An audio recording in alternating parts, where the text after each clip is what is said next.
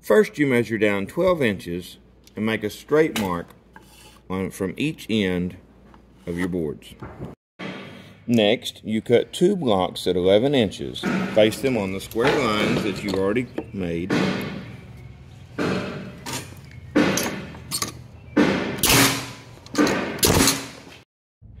Next, place your bracket on the end of your ramp using a rubber mallet to strike it into place. Next, we use a 3/8 inch drill bit to drill through for each of our bolts. Finally, we install the bolt in the hole, perhaps using a mallet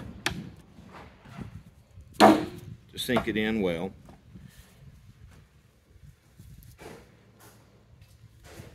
Then install the nut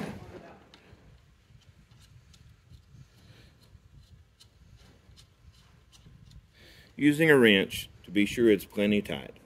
After fully tightening the nut, your ramp is now ready for use on your storage building.